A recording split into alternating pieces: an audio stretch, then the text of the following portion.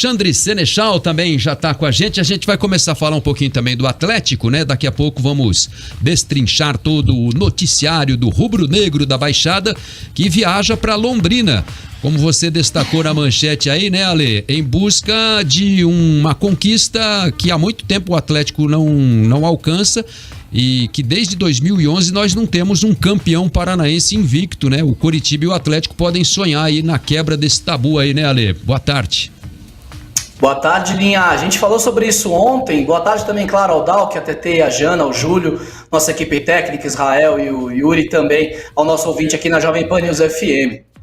Então, bom dia para mim, boa tarde, meio-dia, boa tarde, apesar de não termos almoçado ainda. Eu fui olhar os números, Linha, a gente falou sobre isso ontem.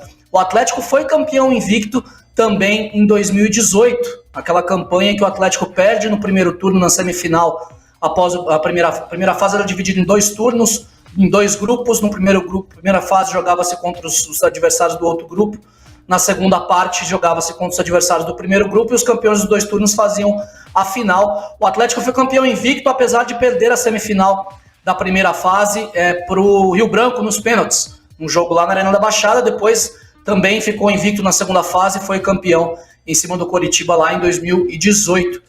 E o Atlético busca um recorde, na verdade, lá de 2008, né? Porque o Atlético em 2008 chegou a 15 partidas de vencibilidade seguidas no Paranaense, quando acabou vice-campeão para o Coritiba, mas chegou a 15 partidas sem perder no estadual. Agora já está a 10. Para chegar às 15 teria que vencer ou não perder, no caso, para o Londrina, fechando 11, e aí não perder também até a final do Campeonato Paranaense. E aí, claro, poderia estabelecer um novo recorde com 17 jogos sendo campeão invicto. Mais uma vez o Furacão, que conseguiu o feito em 2011, apesar que em 2011 eram menos jogos. O Atlético fez 14 partidas lá em 2011, perdão, em 2018 o Atlético fez 14 partidas naquele campeonato.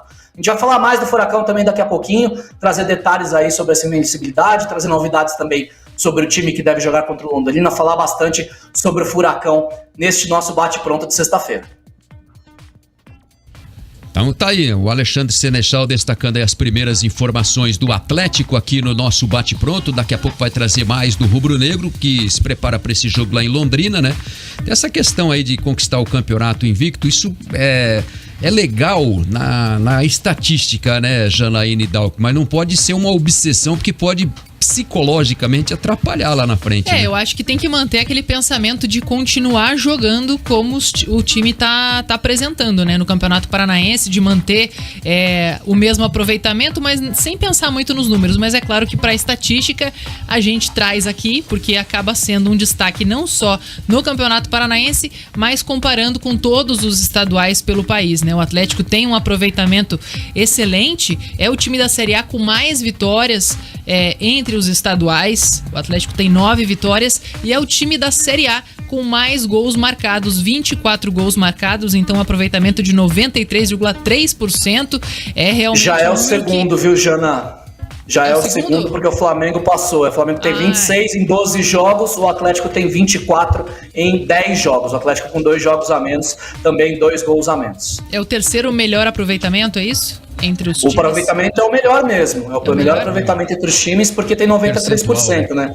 O Grêmio também tem só um empate, né? Mas em 8 jogos, o Atlético já fez... Em 9 jogos, perdão, o Atlético já fez 10 jogos. Em 10 jogos realmente são números impressionantes. Eu acho que esse resultado que o Atlético está colhendo vai de acordo com o que a gestão preparou, né? Um planejamento que já vem de longo prazo, não é algo que foi preparado agora, não é um time que está se conhecendo agora. O Atlético manteve a base do ano passado, os jogadores estão tendo tempo, né, para treinar, para descansar. O Turra teve tempo nessas 10 primeiras rodadas para rodar o elenco, fez um rodízio, aí 27 jogadores já entraram em campo, ele pôde testar as opções que ele tem. Os jogadores estão bem 100%, que tiveram folga, tiveram um intervalo bom, né, entre uma rodada e outra, e também tá disputando uma competição até agora, então tá tendo tempo até abril, até Libertadores, né, até jogar a Copa do Brasil. É um time que vai chegar provavelmente ainda mais afinado essas competições, ou pelo menos, né, o Turra vai ter uma visão mais aprimorada do que ele quer para 2023. É um time que vai muito bem preparado e provavelmente vai brigar pelo título paranaense, né? Se a gente for ver aí os times que estão na briga, a gente sabe que depois, nas próximas fases, o duelo acaba sendo mais competitivo, os times vão estando mais entrosados, mais preparados também para os próximos jogos, mas o Atlético tem todos os ingredientes aí para brigar até o fim pelo título desse ano. Eu acho que... Deixa eu só fazer uma correção rapidinha, Dalk, antes de você falar. Quando eu falei do Atlético invicto em 2018, é na jogos da primeira fase, tá? O Atlético foi campeão mesmo, mas perdeu a primeira final para o Curitiba no Couto, depois por 1-0, depois venceu por 2-0. Considerando apenas a primeira fase, o Atlético ficou invicto tanto em 2008 quanto em 2018. Campeão invicto já faz bastante tempo que o Furacão não é.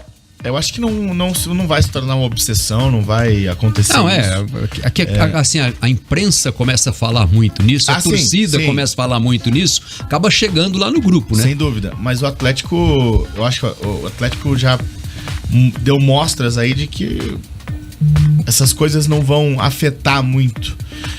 E o Atlético, ele tem um time que ele tá jogando para vencer todos os jogos. E o Atlético tá fazendo por onde vencer todos os jogos. Eu acho que acontecer de perder vai acontecer em algum momento. Seja no Campeonato Paranaense, seja no Campeonato Brasileiro, óbvio que vai perder. Sim. Só que o Atlético nesse momento tá sobrando, no geral, né? O Atlético tem jogos difíceis? Tem, mas nesses jogos difíceis ele consegue fazer por onde ganhar, né? E já mostrou isso. O único jogo que ele não ganhou foi o Clássico, que daí envolve muitas outras coisas. Sim. Né? Envolve muito mais a questão de ser um clássico especificamente, né? E no futebol brasileiro a gente sabe que esse negócio de clássico pode estar o clássico time no clássico e vice-versa. Já do Jardel.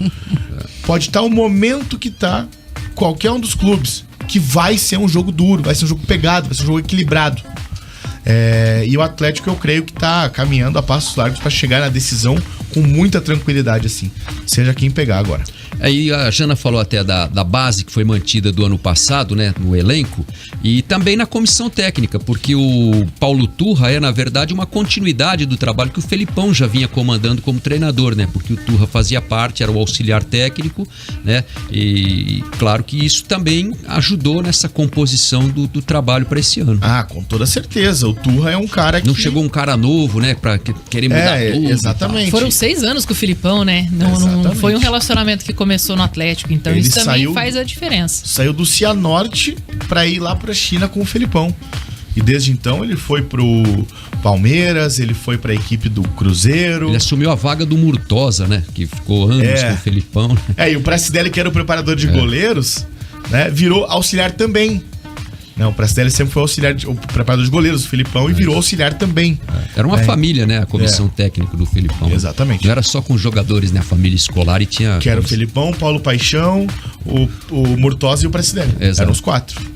Depois o Omar Feitosa trabalhou também com o Felipão lá no Palmeiras, mas o Feitosa era do Palmeiras. Ele era do Palmeiras, ele era preparador físico do Palmeiras.